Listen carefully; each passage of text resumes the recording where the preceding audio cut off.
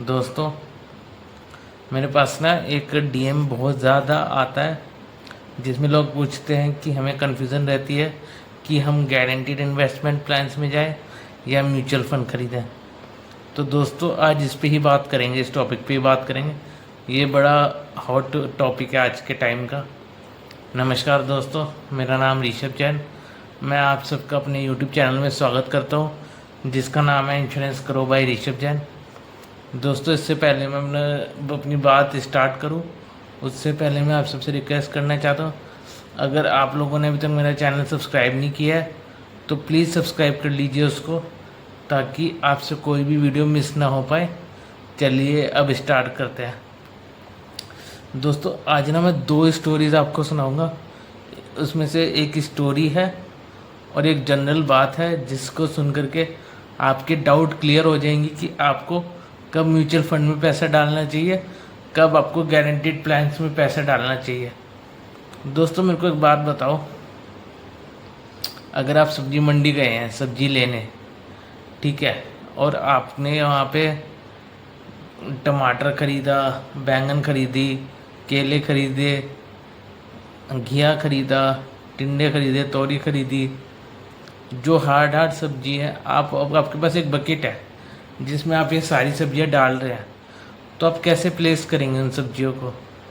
Obvious सी बात है, जो दबने वाली सब्जी है, जैसे आपका आपका हो गया बैंगन, हो गया टमाटर, हो गए केले, हो गए, उनको आप ऑब्वियसली ऊपर रखेंगे। नीचे रखोगे तो वो पिचक जाएंगे भारी सब्जियों से, सॉलिड सब्जियों से। तो उनकी प्लेसमेंट आप कैसे करोगे? सबसे नीचे हार्ड सब्जी जैसे खीरा हो गया, घिया हो गया, तोरी हो गई, टिंडे हो गए, उसके ऊपर आप रखोगे ना केले, केले रखोगे उसके ऊपर, बैंगन रखोगे उसके ऊपर। तो इस तरीके से तो करोगे ना प्लेसमेंट। सेम इसी तरीके से है, जो हमारा म्यूचुअल फंड है वो हमारी सॉफ्ट सब्जी है, दबने वाली सब्जी है। और जो सेविंग प्लान्स हैं, जो गोल्स हैं आपकी लाइफ के, पहले उनके लिए प्लानिंग होगी। जैसे रिटायरमेंट प्लानिंग हो गई आपकी, ठीक है। उसके बाद आगे आपके बच्चों की पढ़ाई की प्लानिंग हो गई, आपको इतना पैसा चाहिए अपने बच्चों की पढ़ाई के लिए, तो उसके लिए आप लोग पहले गारंटीड प्लान से, जिसमें कोई मार्केट रिस्क नहीं है, उन प्लान्स के साथ आप प्लानिंग करोगे, जाओगे, ताकि जो इवेंट होने आपकी लाइफ में, जैसे रिटायरमेंट आनी है, बच्चों की पढ़ाई आनी है, बच्चों की शादी आनी है, इन सब की पहले आप सेविंग करोगे, इन सब की आप प्लानिंग करोगे पहले गारंटीड प्लान से, उन प्लान से जिसमें मार्केट का कोई रिस्क नहीं है। उतना पैसा आपको, जितना आपने प्लान किया है कि हमको उस इवेंट पे चाहिए, जिस प्लानिंग से आपको उतना पैसा मिले, आप पहले उनकी करोगे। उसके बाद आप जाओगे म्यूचुअल फंड में, वेल्थ क्रिएशन, जिन प्रोडक्ट्स में रिस्क रहता है, समझे? इसका क्या कंक्लूज़न निकला कि हमारी जो प्लानिंग्स होती है, रिटायरमेंट प्लानिंग, बच्चों की शादी, बच्चों की पढ़ाई की प्लानिंग, वो हमारी सारी सॉलिड सब्जियां हैं जिनको हम नीचे रखेंगे पहले। उनकी प्लानिंग हम नॉन मार्केट लिंक प्रोडक्ट से करेंगे।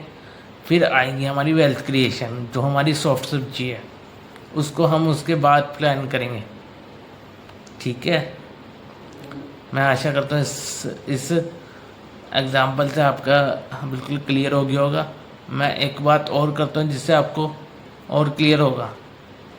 देखिए दोस्तों, हर किसी की लाइफ में दो चीज़ें होती हैं, एक जिम्मेदारी और एक होती है डिज़ायर, ख्वाहिश। तो दोनों चीज़ों के लिए अलग अलग प्रोडक्ट्स बने हैं। जिम्मेदारी पूरी करने के लिए जिम्मेदारी वाला प्रोडक्ट, और ख्वाहिश यानी कि डिज़ायर्स पूरी करने के लिए डिज़ायर्स वाला प्रोडक्ट। अब क्या मतलब है इसका, ध्यान से समझिएगा। जिम्मेदारी में क्या आता है?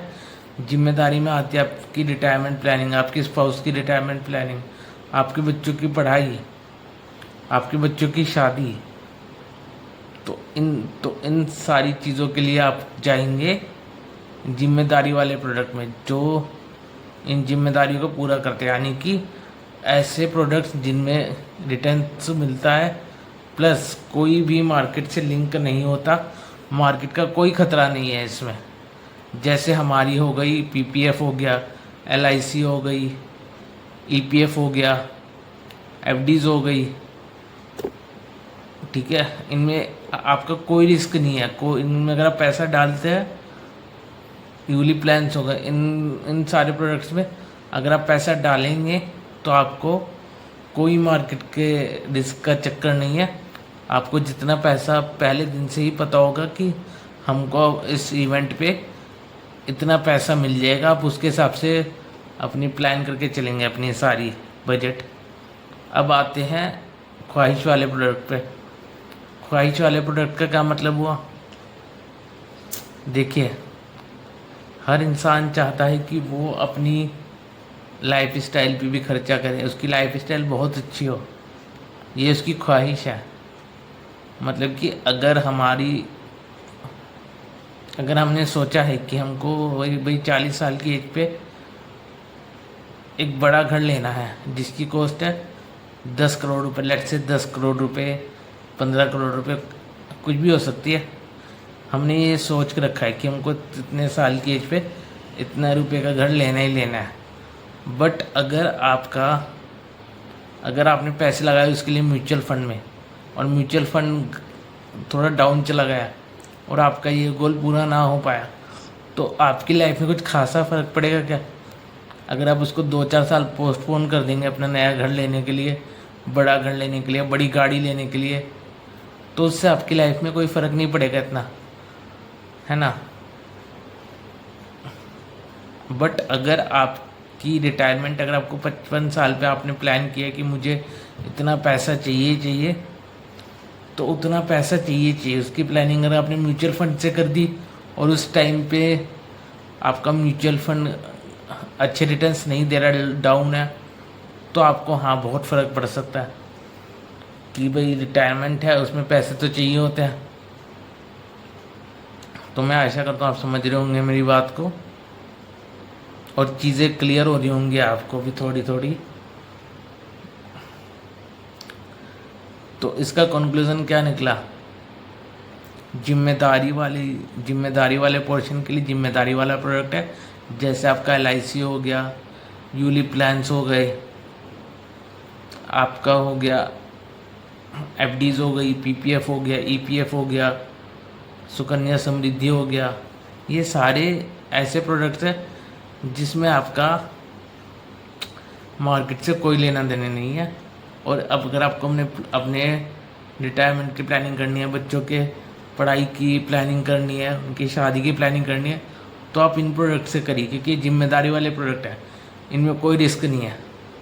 वहीं दूसरी तरफ अगर आप चाहते हैं कि आपका ये ख्वाहिश है कि मेरे को 10 साल बाद मर्सिडीज़ लेनी है, BMW लेनी है, उनकी 1 करोड़ से ऊपर की गाड़ी लेनी है, मुझे बड़ा घर चाहिए, तो इन सब की प्लानिंग आप म्यूचुअल फंड से कर सकते हैं, शेयर मार्केट से कर सकते हैं, जिसमें मार्केट का रिस्क है इन्वॉल्व। तो इनके लिए ख्वाहिशों वाला प्रोडक्ट, समझे दोस्तों। मैं आशा करता हूँ कि जो चीज़ मैं आपको समझाना चाह रहा था वो आप समझे होंगे एंड मेरी एक्सप्लेनेशन आपको अच्छी लगी होगी। तो इसी के साथ मैं अपनी बात पूरी करता हूँ और आपसे दोबारा रिक्वेस्ट करता हूँ कि प्लीज़ मेरा चैनल सब्सक्राइब कर लीजिए, जिससे मेरी कोई भी इम्पोर्टेंट वीडियो आपसे मिस ना हो पाए। मैं जल्दी मिलता हूँ अपनी अगली वीडियो के साथ, तब तक के लिए नमस्कार।